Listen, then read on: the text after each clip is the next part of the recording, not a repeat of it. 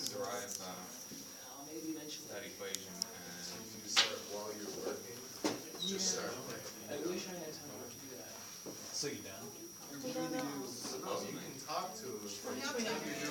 You already know what H is. Well, I got- You gotta make sure they're not watching the screen Four to though. one half, Oh. or point Well, five. yeah. 6 people that aren't. but I mean as far Yeah, as point five, right. So this is just 0.5 and then what's delta then? Yeah. My job looking for. Oh, I'm so sorry. My apologies. Although granted, my friend. Oh, excuse me. Bless you. Today, he just sat there. for the experiments. And if you know the cosine of theta is, we do this. We don't, oh, so just He was just replace sitting there. that? I'm like, don't you want to go home? He's like, So I'm that's doing this right. at home, being Yeah, so- I agree. Let's go. Oh my goodness.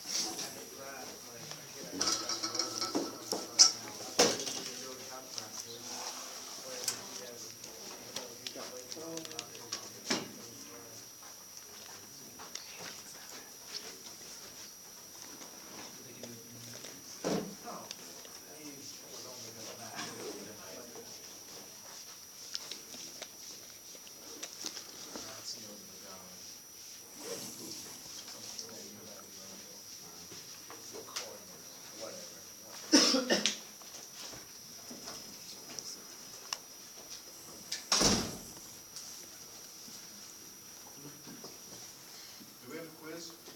We were. We were, Yeah, I'm out of time. so that means no. Yeah, at this point. We took way too much time. I really want to talk about a few things tonight. What are we going over today? A lot. Increasingness, decreasingness, first derivative test, maybe second derivative test.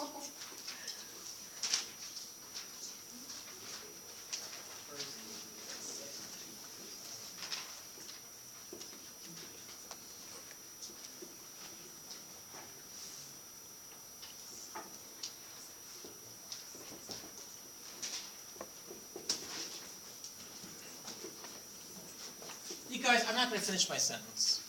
Look at this picture. X-axis, Y-axis. I got some funky looking function like this.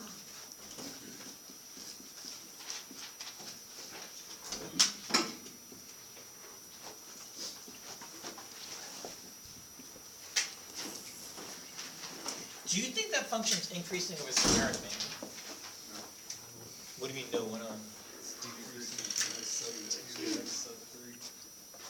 So you're saying it's increasing from x of 1 to x of 2?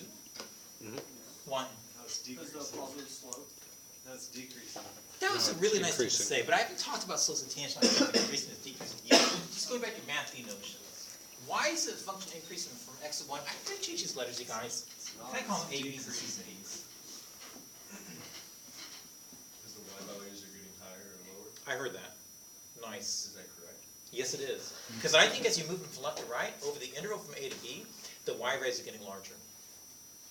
So for me to say that a function f is increasing over some interval I simply means that f evad at x of 1 is less than or equal to f evad at x of 2, provided, or whenever. You mean A and B? What's that? You mean A and B? Oh, definitely not. I really want x, that's why I change these a's, b's, and c's, and d's.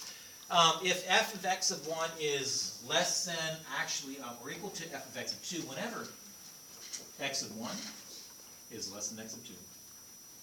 Did you guys see my point? No, because you Why not? change it to A, B, C, D. So A is less than B. As a matter of fact, I think I can have strict inequality. Because check this out. Over the interval from A to B, I don't care where x of 1 and x of 2 are. If they're within the interval from A to B, I think if x of 1 is strictly less than x of 2, f of x of 1 is strictly less than f of x of 2. Do you see my point? I'm just trying to apply some mathematical language to what it means to be increasing over some interval. By the way, this is going to be important. Could I have chosen x of 2 to be exactly equal to b? In my picture, yes or no, is x of 1 less than b? Yes. Is f of x of 1 less than f of b? Yes. Okay, as long as you remember that, that's going to be important. I think f is said to be, do you mind if I don't write? Save some time on the clock. decreasing over some interval I, provided f of x of 1 is greater than f of x of 2 whenever X of 1 is x of 1 less is than. still less than x of 2. Moving from left to right, the y values decrease. Did you guys see my point? Yes. Another man-made definition, no theorem, man-made definition. F of C is said to be a local or a relative. You guys, I'm sorry, in class, I'm going to go back and forth because every time I pick up a calculus text, it changes from one adjective to another. They mean the same thing, local or relative, and I will use them interchangeably in class. Relative maximum. If there exists, you guys humor me, have I used that symbol in class before? Yeah. Yep. If there exists some open interval, call it I, such that f of c is at least as big as f of x for all values of x in the interval I.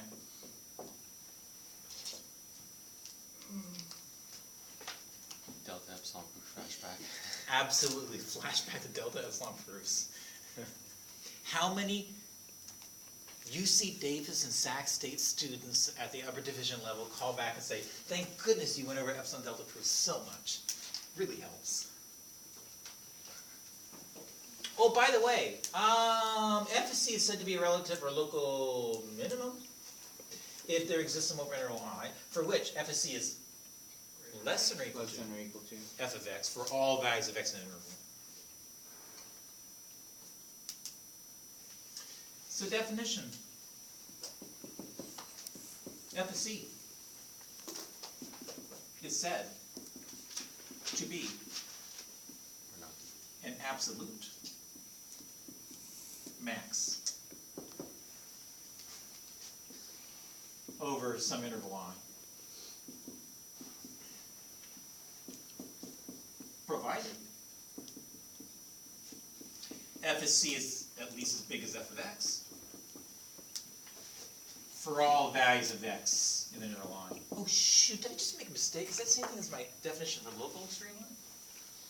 I misspoke, I used the word extrema, sorry. Did I just make a mistake? Is that the same definition as a relative or a local max? Doesn't mean it's a mistake. You were right, but I still think it's different. Because I think an absolute max over some interval I is the biggest y value, whereas a relative or local max is a relative or local max provided there exists some open interval containing c for which f of c is the largest. Big difference. And if I change this to min, it just means the direction anyone follows changes. Can I change my words? If f of c is a relative max or a relative min, I might refer to it as a relative extremum, the plural of which is extremum. And if f of c is an absolute max or an absolute min, I might refer to it as an absolute extremum, where the plural is extremum. And I drew you a nice nifty little picture, giving you some examples of such.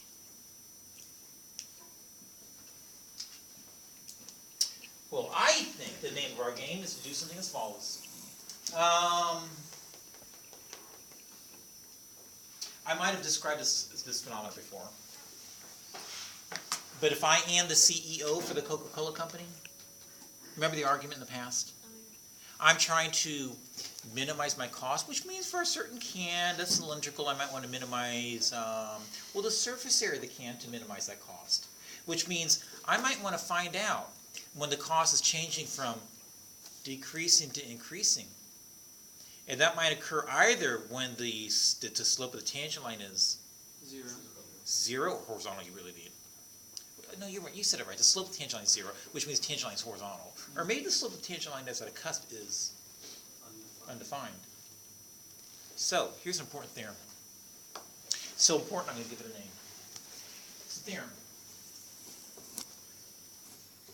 called Fermat's theorem.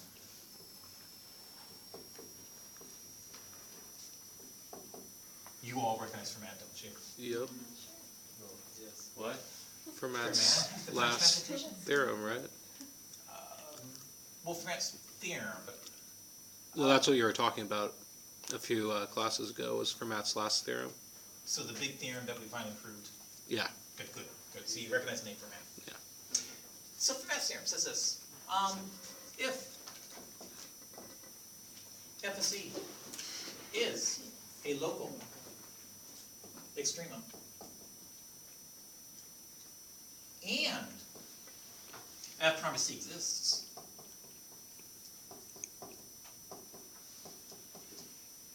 then the derivative of F evaluated C is equal to 0.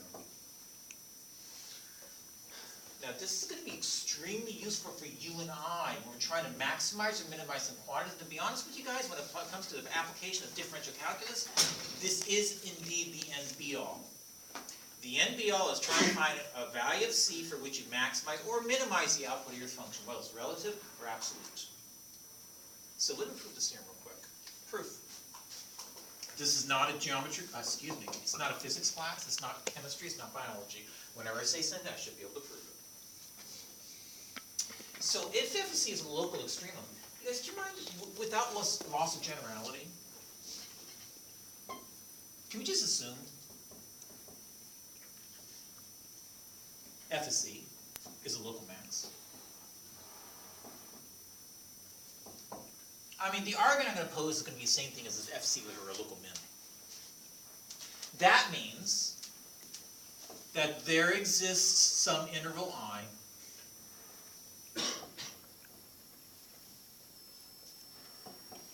for which F of C is at least as big as F of X for all values of X in that interval I. In particular,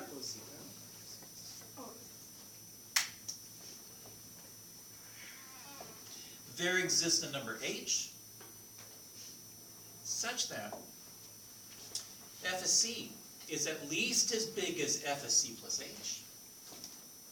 But that necessarily implies that F of C plus H minus F of C is going to be less than or equal to 0. And if I divide both sides by H, do you guys agree I get this?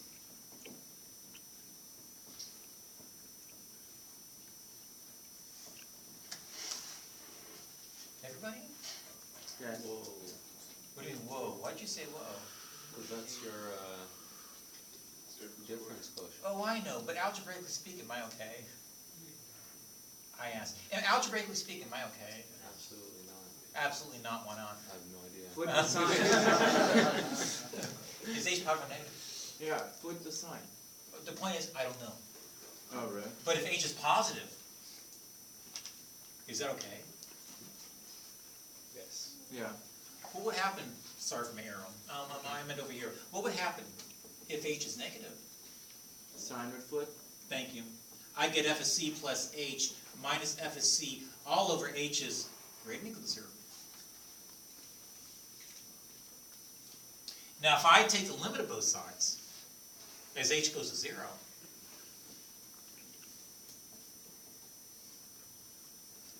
what would happen on the right hand side of the inequality? What's the limit of 0 as H does anything a normal pleases? Yeah. But what's another name for everything on the left hand side?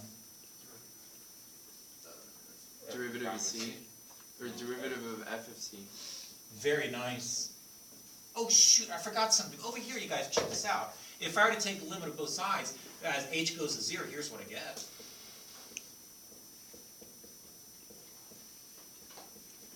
What's another name for the left-hand side? F prime C. F prime C. All right, let's hold on a minute. Look what I'm writing on the board. I'm saying it's got to be the case that both these conditions are met. And if F prime of C is going to be less than or equal to 0, and simultaneously F prime of C is going to be greater than or equal to 0, what the heck can you say about F prime of C? Equals 0. It's going to be equal to 0, which is exactly what I wanted to prove. Now, don't take this the wrong way. Actually, to be honest with you, I'm going to try to find relative extrema. And to do that, I'm just going to go backwards in a sense. I'm going to compute F prime, set it equal to 0, and see if I actually yield a local max or a local min. It's not for free. I might have to finagle it. Tonight before you leave, I'll be able to give you examples and such.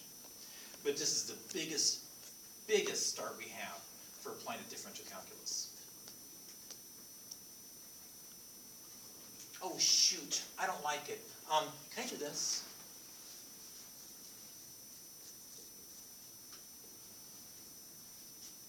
Validate theorem. No. When I said, and f prime of c exists, suppose not. Then I think it means f prime of c equal to 0, or f prime of c does not exist. Ah, shoot, I don't like this. Can I do it again?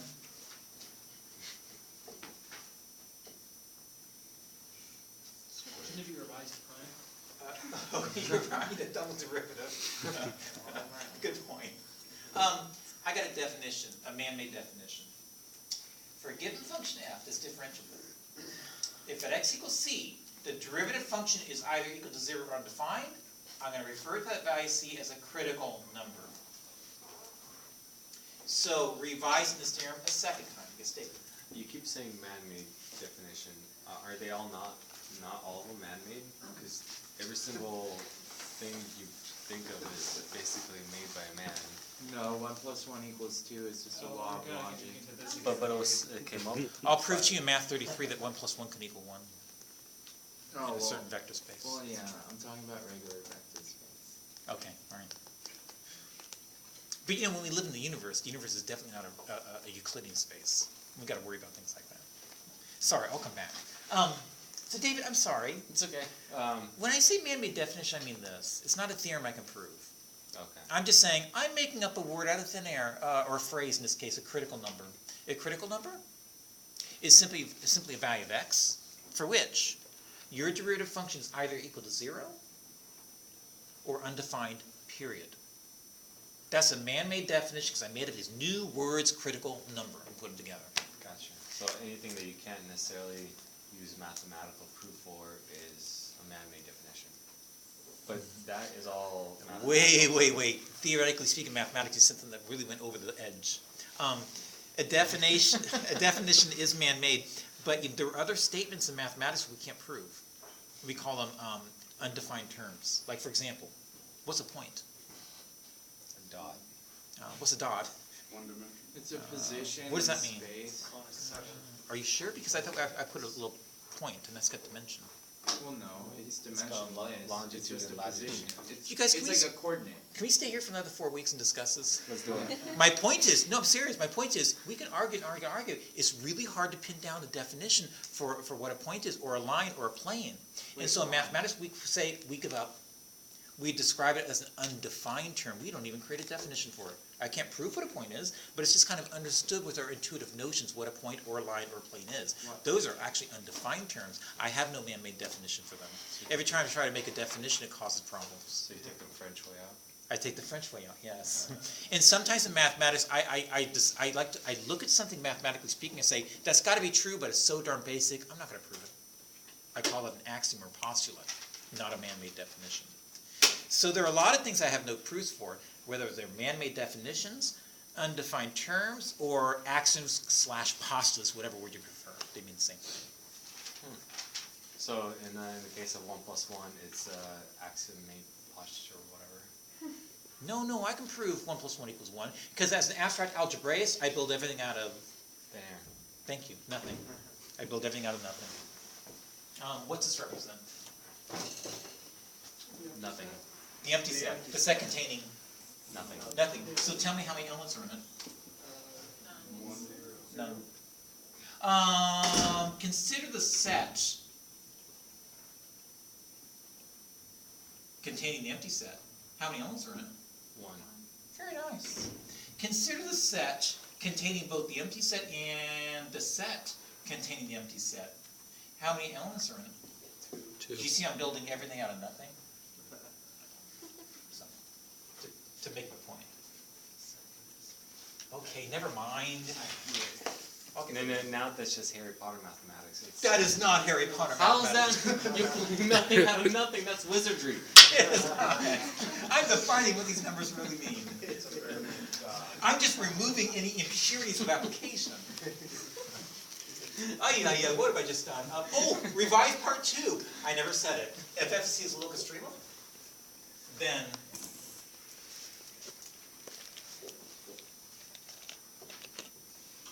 C is a critical number. Oh, you guys, for next week, you better remember that. Because if I can find all my critical numbers, values of x for which my first derivative function is undefined or equals 0, I might be able to find my local extreme. Well, no, I will be able to.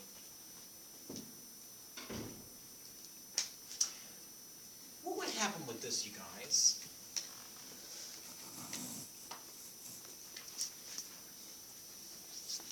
If I had here the x-axis and the y-axis, and I had some function defined over some closed interval from a to b, and it was continuous. If I got a function that's continuous over some closed interval from a to b, I want a yes or no answer, intuitively speaking, just intuitively. Do you think I have to attain an absolute max and an absolute min? Well, Intuitively. depends on the graph. But if it's continuous over a closed interval? What if it's a graph of constant? It's gonna be a horizontal one. Ooh, then I think every point in there is the absolute max and the absolute min. So do you guys agree intuitively that's true? Yes. Good, because I can't prove this. Well, I can't prove it this semester. We've got to wait another 4 years. 5 semesters, and I'll be able to prove it. But check this out. Some people think of calculus as a collection of 5 theorems. This is one of them. Being that important, I'll give it a name. I refer to this as my extreme value theorem. And the extreme value theorem says this. If f is continuous over a closed interval, I can spell close, I really can. C-O-L, SED. then f attains an absolute max and an absolute min.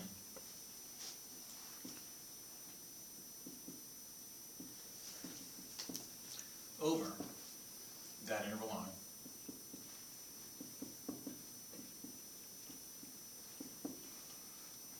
And I'm afraid that's a theorem you and I, this semester, need to exploit. I apologize. I keep on saying I'm a mathematician. I prove everything I'm saying.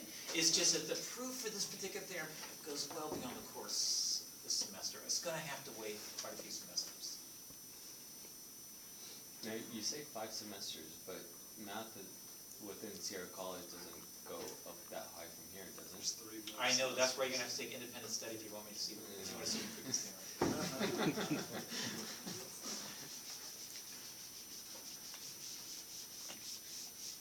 Well, you guys, can I take this opportunity to finally get to an example? Let's do it. So my first example. Let's see if you and I can find all local extreme for that function f in number 1. To find local extrema, I'm going to first find critical numbers. And to find critical numbers, I'm going to compute my first derivative function. And computing my first derivative function, oh shoot, you guys, absolute piece of cake, what do I get? I said absolute piece of cake, what do I get? 4x to the 3 minus For x, you said cubed 2x. minus, 2x. Just 2x. Just 2x. oh, I thought I was trying to find critical numbers, how do you do that? Set it to 0. Thank you. All values of x for which the first derivative function is undefined, don't do it, it's defined everywhere. And all values of x for which my first derivative function is equal to 0, and I think f prime of x is equal to 0 simply when 4x cubed minus 2x is equal to 0. Ah, shoot, you guys, look what I just did. I just made up out of thin air a math D question. And to solve this math D question, I will, please don't make me cry. To answer this math D question, I will, Factor out an x. thank you. What else? 2. And what's left over? X squared minus 2. X squared. I'm on the verge of tears. 0. So, x equals, 0. or x equals 1. Plus or minus negative. Yeah, 1. Square root. Square root. The root of 1/2. Okay, root of 1/2 or 1 over root 2, same thing. Yeah. Thank you. And now that I got three Kuderfeld numbers, oh shoot, the Fermat's theorem doesn't say anything. The Fermat's theorem says if I got a local extrema, it occurs at a critical number. I can't go backwards. Just because P implies Q doesn't mean Q implies P. I'm sorry, what does that say? F prime of x equals I'm so sorry, equals 0. 0. When I just took the output of f prime of x and set it equal to 0 and solved that equation.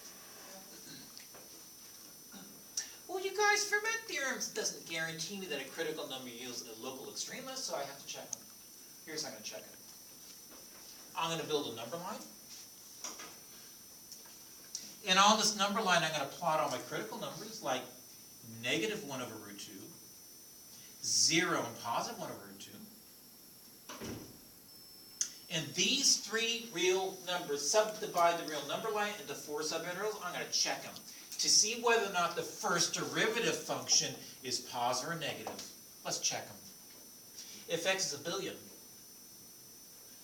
well, plug in billion for x. Isn't everything clearly positive? Yes. But if I substitute in for x something like 1/100th, 1/100th squared is even smaller. Times 2 is really small.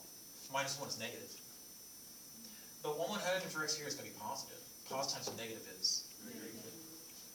But if I substitute for x negative 1/100th, that's still negative, but this is also negative, which means product is positive. But if I substitute in for x a negative billion, clearly positive, clearly negative, the product of which is negative. But what this says about the original function is the following. Because this is a sine graph of the first derivative function. But to say that f prime of x is negative over some interval, doesn't that mean the original function is decreasing? Because if my first derivative function is negative over some interval, it means the tangent lines all have negative slopes. But then my function changes from negative to positive for the first derivative function, means the original function is changing from decreasing to increasing. Then from increasing to decreasing. Then from decreasing to W. I said W. You're right. To increasing. So I think the intervals over which my function is decreasing.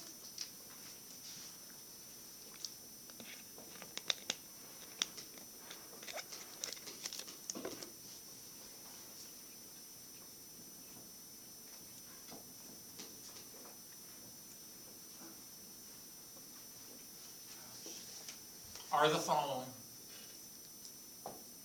Negative infinity to negative 1 over root 2. No, it's the parentheses. Comma?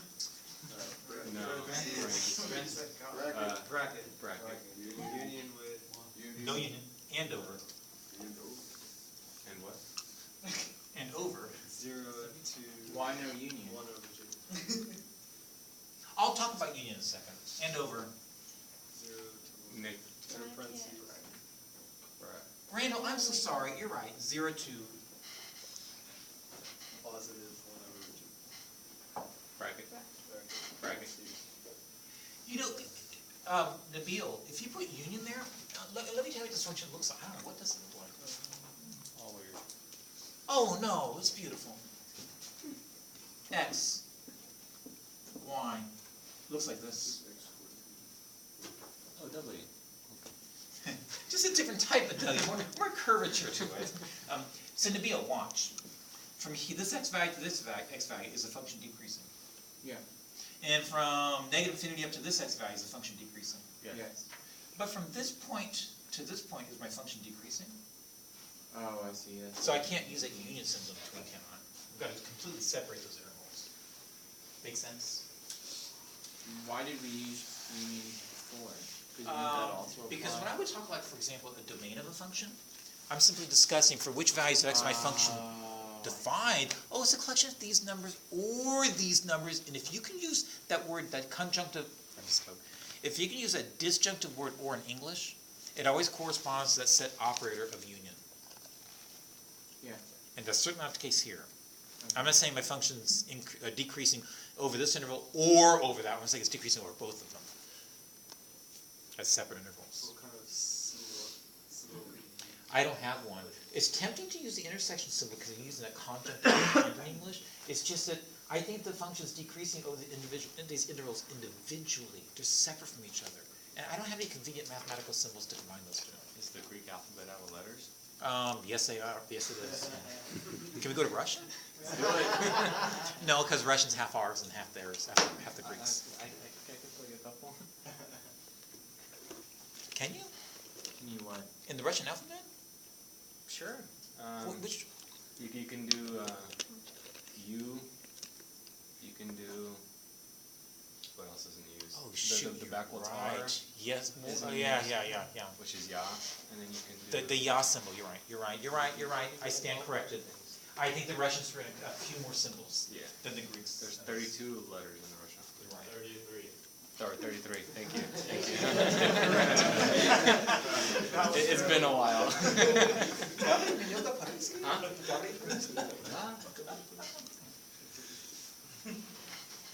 Oh yeah, where am I at? Shoot, I didn't ask the best question. Do I have any local extrema for my function F? The original function F, number one. Infinity and negative infinity? If there's Well, listen to my no- question. Do I have any local extrema? Oh, yeah. Where?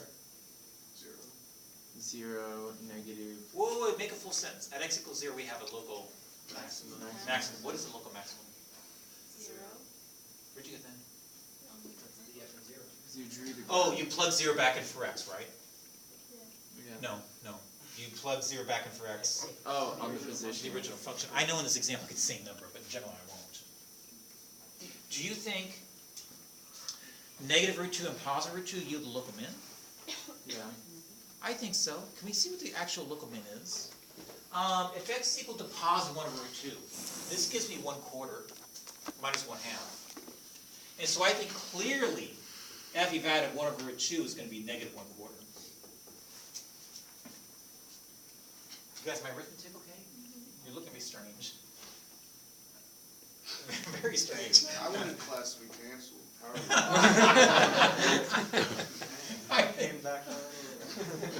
I think f of negative 1 over 2 is going to be equal to 1/4 minus 1/2. Oh, that's still negative 1/4. Oh, shoot, you guys, I'm messing up. How many local mins do I have? 2. 1 or 2? 1. 2. Why 1? Oh, wait, no, 2. Sorry. Local min. No. Why 1? Oh, why? Because it's the Because same it's the same value. number? Thank you. I think there is only one local min. And it is negative 1/4. But you mean it occurs twice at two value of x, namely positive or negative 1 over root 2. Are you guys catching on with my language in English? Okay. So when we speak of local maxima or local minima, we're only referring to the y value? Yes, if I ask you for the local min, I misspoke, sorry. If I ask you for a local min, I'm really looking for y value. I might ask you for what value of x does that occur, then you give me the corresponding x value. Nabil, I'm being very careful with my language in English. Okay. Dick?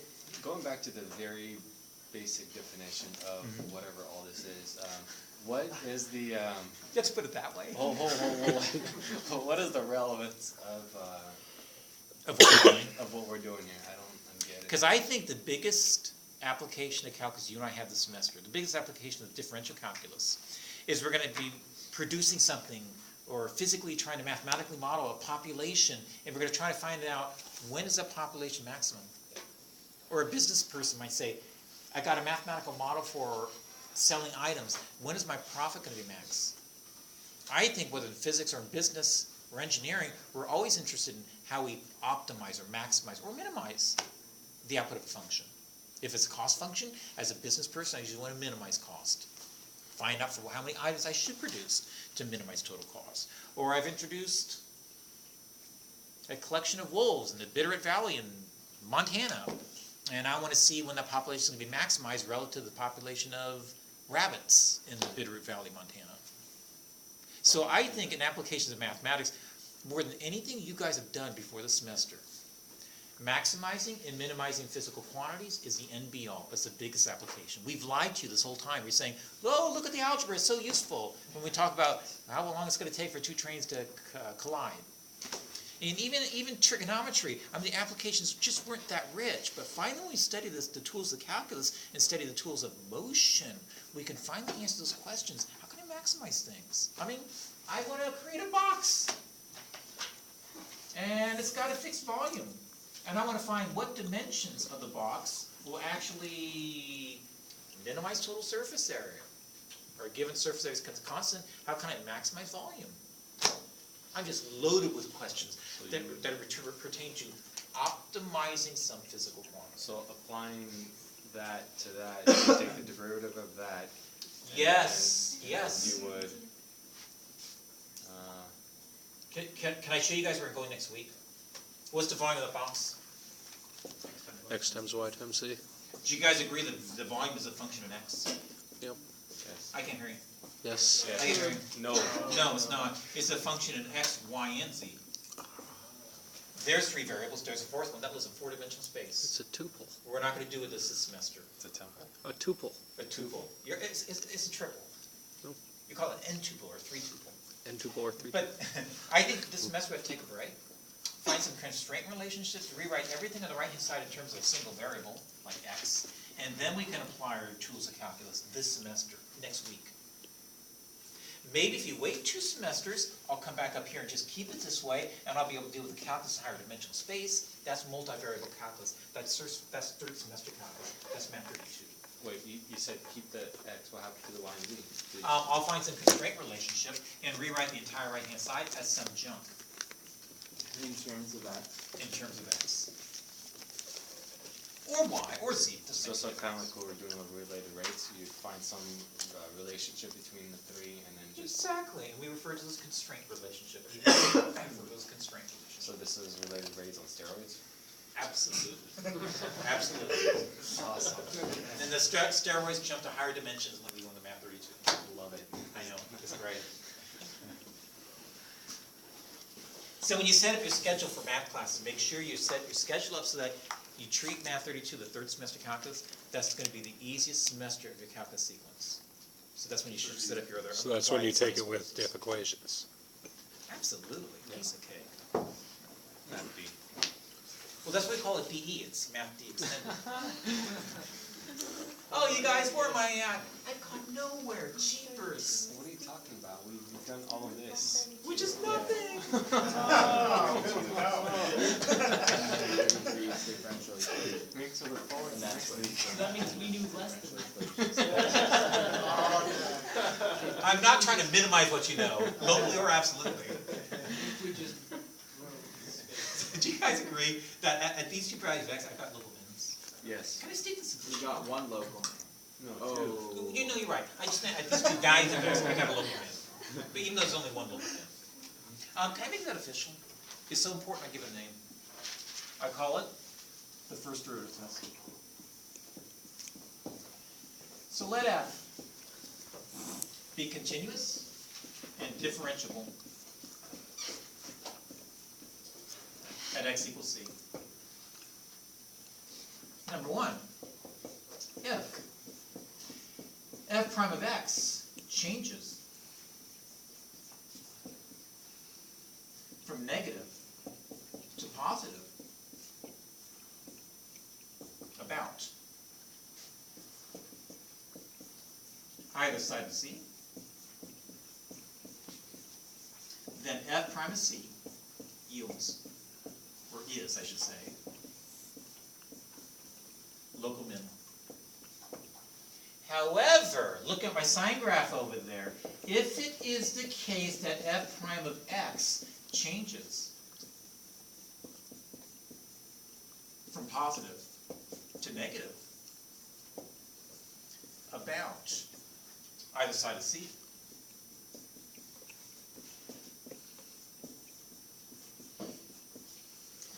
then f of c is a local max.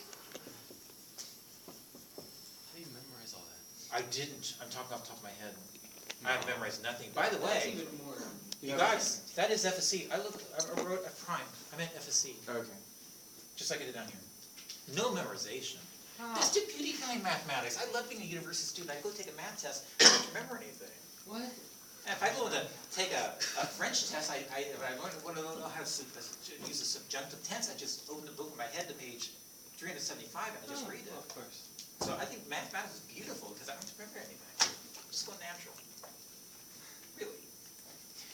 Can you run across idiot savants at the age of 5 who know calculus? Do what? Can you run across an idiot savant who's age 5 and knows calculus?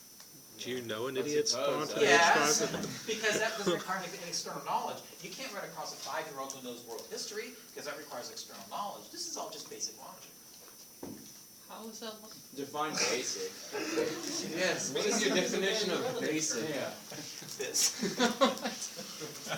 No, 1 + 1 = 2 is basic. 1 + 1 is not always equal to 2. That's the problem with 1 + Well, 1. no, not using wizardry or Harry Potter. Ay. Yes, you're telling me. I mean, what can you say about the sum of the angles in this triangle? 180. Not if this is a sphere. You draw a triangle, I think it's going to look like this. The sum of the angles is?